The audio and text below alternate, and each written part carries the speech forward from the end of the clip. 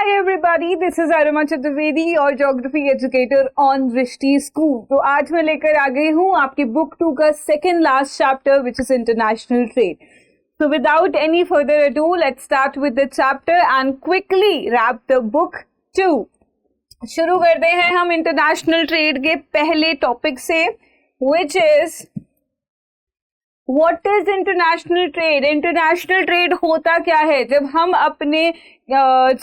अपने गुड्स को, सर्विसेज को एक जगह से दूसरी जगह भेजते हैं across borders, this is what international trade is referred to.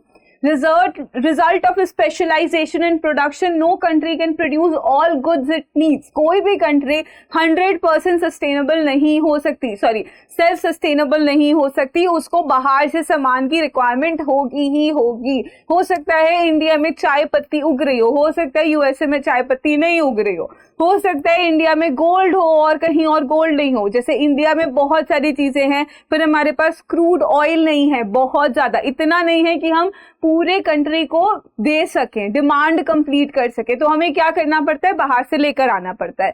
And this goes on with every single country in the world, right. Now it creates mutual interdependence among Nations. आज मेरे को कुछ और आपसे चाहिए, आप मेरे को कुछ और दे रहे हैं, तो इसकी वजह से we are interdependent and so does the nations. India has been an important trading nation since ancient times, trade with Mesopotamia, Egypt, Rome, South East Asia. अगर आज की बात ना करें और आईवीसी में चले जाएं, यानी इंडस वैली सिविलाइजेशन के टाइम पर चले जाएं, तभी भी हमें पता है कि किस तरीके से we use to trade with different people, right? different areas story like Mesopotamian civilization और Egyptian civilization, तब से ट्रेडिंग चल रही है, चाइनीज से ट्रेडिंग चल रही है, रोम से ट्रेडिंग चल रही है। ब्लैक पेपर भेजते थे जिसको वो ब्लैक गोल्ड समझते थे। याद आ रहा है, after 1991 LPG reforms India trade volume increase significantly. इससे पहले हम लोग ट्रेड बैरियर्स बहुत लगाते थे, but after the liberalisation period after 1991 हमने देखा कि इंडिया सिग्निफिकेंट कंट्री बन गया है in globalisation.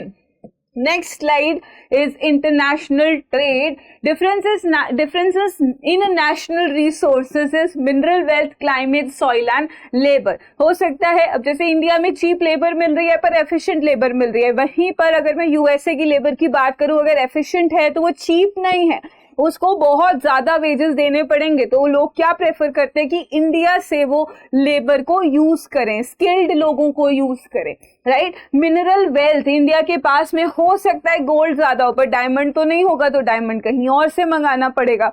Next climate, same climate कहीं नहीं होता, सेम सॉइल कहीं नहीं होता, इस वजह से वेजिटेशन में भी डिफरेंस आता है, और यही चीज मेनली हमारी इंटरनेशनल ट्रेडिंग का बेस बनाती है। Stage of economic development, mainly जो डेवलप्ड नेशंस होते हैं वो मैन्युफैक्चर्ड गुड्स और सर्विसेज को एक्सपोर्ट करते हैं in comparison to the developing और अंडर डेवलप्ड नेशन, जो कि ट्रेडिंग में काम तो करते हैं पर उनके लिए मेन टारगेट क्या होता है ट्रेडिंग का? रॉ मटेरियल सप्लाई करना। फॉरेन इन्वेस्टमेंट एंड ट्रांसपोर्ट, इसकी वजह से बेटर कनेक्टिविटी होती है जो कि और ज्यादा ट्रेडिंग को बूस्ट देती है। बहुत सारे गवर्नमेंट पॉलिसीज होते हैं जिसकी वजह से ये डिपेंडेंट होते हैं हमारी international trade agreement, tariff, SEZ which is special economic zone and export promotions. India foreign trade changing pattern, क्या पैटर्न था? प्री इंडिपेंडेंस की बात करें तो हम मेनली रॉ मटेरियल और एक्सपोर्ट करते थे और फिनिश्ड गुड को मंगाते थे। वहीं पर पोस्ट इंडिपेंडेंस की बात करें तो हमने अब किस पे एक्सपोर्ट शिफ्ट कर दिया? मैन्युफैक्चर्ड गुड्स पे, बहुत ज्यादा। Britain monopolised trade, India was a colonial market at that time, जबकि 1991 के बाद इंडिया में पोस्ट लिबरल पीरियड में हमने देखा कि आईटी, सॉफ्टवेयर और सर्विस एक्सपोर्ट्स में इंडिया ने कमाल का काम कर दिया है। Surplus trade balance exploited by British, जो भी हमारे पास बचता था उसको क्या करते थे? ब्रिटिश एक्सप्लॉइट करते थे। वहीं पर आज भी हमारे पास ट्रेड डेफिसिट है, किसका है? Due to petroleum and gold imports, हमें बाहर से महंगी चीजें मंगानी पड़ती हैं जिसकी वजह से हमारा ट्रेड डेफिसिट ऊपर नीचे चलता रहता है।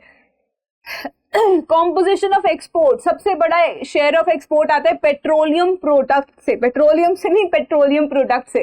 फिर आता है gemstones and jewellery, IT and software service, which is a very fast growing sector. Textile, readymade garments, agricultural product like rice, spices, T, coffee, marine products. फिर आता है engineering goods, chemicals and pharmaceuticals. इसमें भी आपने देखा ही होगा, Covid के time पे न्यूज में था, इंडिया हाईलाइटेड था, इंडिया कि कितना इंपॉर्टेंट हो गया फार्मास्यूटिकल्स के लिए, राइट। की शिफ्ट हमने क्या देखा है कि प्राइमरी गुड से अब हम किस पर एक्सपोर्ट कर रहे हैं, manufactured good and also tertiary services, right. Then we have composition of imports. I guess we are done with that. Trade deficit है इंडिया का, किसकी वजह से, पेट्रोल की वजह से, क्रूड ऑयल की वजह से, और दूसरा गोल्ड इंपोर्ट्स की वजह से। अब direction of trade, export destination, अगर हम इंडिया की एक्सपोर्ट डेस्टिनेशंस की बात करें तो यूएसए सबसे बड़ा ट्रेडिंग पार्टनर है इंडिया का, UAE, China, Hong Kong, Singapore again बहुत बड़े ट्रेडिंग पार्टनर्स हैं इंडिया के। कुछ यूरोपियन यूनियन कंट्रीज हैं जैसे कि यूके, जर्मनी और बेल्जियम, जिनके साथ हम काफी बड़ी ट्रेड करते हैं। ओपेक नेशंस है, ग्रोइंग ट्रेड इनके साथ। ओपेक नेशंस कौन से हैं, जो कि ऑयल के वाले नेशंस हैं, ऑयल एक्सपोर्ट करने वाले नेशंस हैं। इंपोर्ट के क्या सोर्सेज हैं, चाइना सबसे बड़ा इंपोर्ट का सोर्स हमारा चाइना है, Saudi Arabia, Iraq and UAE, petroleum, USA, Switzerland and Germany for gold. Next we have Europe to Asia and Middle East. आज के टाइम पे अगर हम इंपोर्ट का सोर्स देखें तो वो शिफ्ट हो गया है, पहले वो यूरोप में काफी ज्यादा कंसंट्रेटेड था, पर आज के टाइम पे हम एशिया और मिडिल ईस्ट से ज्यादा ट्रेडिंग करते हैं, ज्यादा इंपोर्ट्स लेते हैं। 1991 के पहले अगर हम देखें तो यूरोप और यूएसए डोमिनेट किया करते थे वर्ल्ड मार्केट में। पोस्ट 1991 में एशिया और मिडिल ईस्ट वाली जो रिंग है ये राइज करने लगी, और फिर धीरे धीरे एशियन और अफ्रीकन कंट्रीज भी काफी इंपॉर्टेंट इमर्जिंग पार्टनर्स की तरह देखने के लिए नजर आए।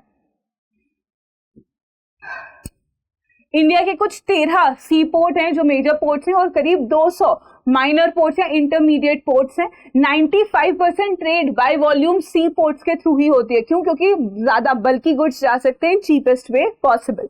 ये हमारे कुछ इंपॉर्टेंट सी पोर्ट्स हैं।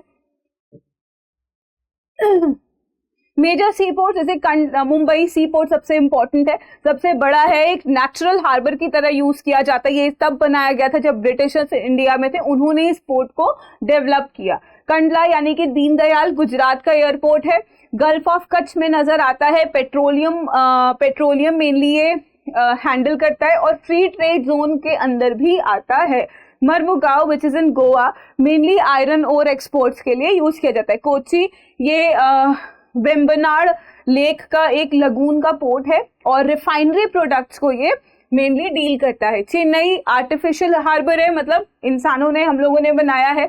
सबसे ओल्डेस्ट पोर्ट ईस्ट कोस्ट में कोई है तो that is Chennai port, sorry. Visakhapatnam और वाइजैक आयरन और ऑयल रिफाइनरी और नेवल बेस, ये सब के लिए यूज किया जाता है। कोलकाता, हल्दिया, ये सारा हुगली का जितना भी ईस्टर्न हिंटरलैंड है वहां से कनेक्टेड कोई एरिया है तो कोलकाता और हल्दिया। कोलकाता में यूज नहीं होता सिल्ट की एक्यूमुलेशन की वजह से, बार बार क्वेश्चन रिपीट हुआ है इससे कि कहाँ पर सिल्ट की एक्यूमुलेशन होती है और कौन सा पोर्ट कोलकाता के अलावा इस रूट में आपको नजर आता है, that is Haldia. Paradip which is in Orissa, ये उड़ीसा का इंपॉर्टेंट कोल है, इंपॉर्टेंट पोर्ट है। कोल, आयरन, मैंगनीज, कुछ भी एक्सपोर्ट करना होता है हम वो यहां से एक्सपोर्ट करते हैं। नेक्स्ट स्लाइड पे इंटरनेशनल एयरपोर्ट में हमारे पास कुछ एयरपोर्ट हैं, जैसे कि इंदिरा गांधी इंटरनेशनल एयरपोर्ट सबसे बड़ा दिल्ली में एयरपोर्ट है। इंटरनेशनल ट्रैफिक सबसे ज्यादा यहीं पर आता है। फिर आते हैं Chhatrapati Shivaji Maharaj international airport which is in Mumbai. Then we है Kempegowda international airport which is in Bengaluru. Rajiv Gandhi international airport in Hyderabad. Netaji Subhash Chandra Bose in Kolkata. फिर वैसे ही हमारे पास चेन्नई, त्रिवेंद्रम विच इज थिरुवनंतपुरम, अमृतसर और गोवा के भी इंपॉर्टेंट एयरपोर्ट्स हैं। ये मैप में पूछे जाते हैं, प्लीज इन मैप्स को अच्छे से कर लेना। मैप की अलग से वीडियो आ चुकी है, वो देख लेना। सब पढ़ने की जरूरत नहीं है, जो उस मैप में बताया, उस वीडियो में बताया, सिर्फ उतना पढ़ के जाओगे तो 10 on 10 पर पक्का आ जाएंगे, ठीक है। नाउ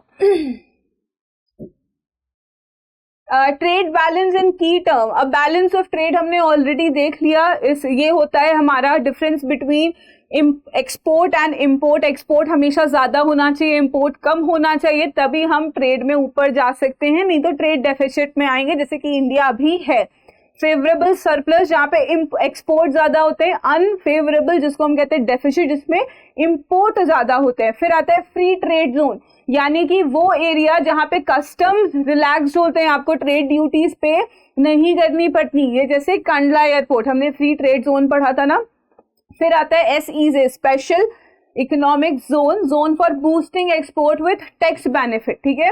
नेक्स्ट आता है EPZ which is export processing zone, जहां पर मेनली एक्सपोर्ट को प्रमोट करने के लिए पोर्ट्स को बनाया जाता है। LPG reforms which is liberalisation, privatisation and globalisation, India की इकोनॉमी को, इंडिया को ग्लोबल पार्ट बनाने के लिए LPG रिफॉर्म्स आए थे 1991, इसको ही हम कहते हैं द पीरियड ऑफ लिबरलाइजेशन। ये था हमारा chapter. The chapter has been done. From my end, you still have to revise it from your book, from your NCERTs. Please go through your NCERTs, and for the last minute revision, you have to stay tuned on the channel. On 25th of February 2026, I'll see you there at 5 p.m. tomorrow, which is 25th of February. So please stay tuned on the channel. Don't forget to like, share and subscribe the channel. I'll see you. After that, we'll have the preparation going on for your political science exam. तो उसके लिए भी आपको channel पर ही आना है. चलिए, all the best. Thank you so much. अब एग्जाम की तैयारी को और बेहतर करने के लिए हमारे चैनल को लाइक, शेयर और सब्सक्राइब करना ना भूलें।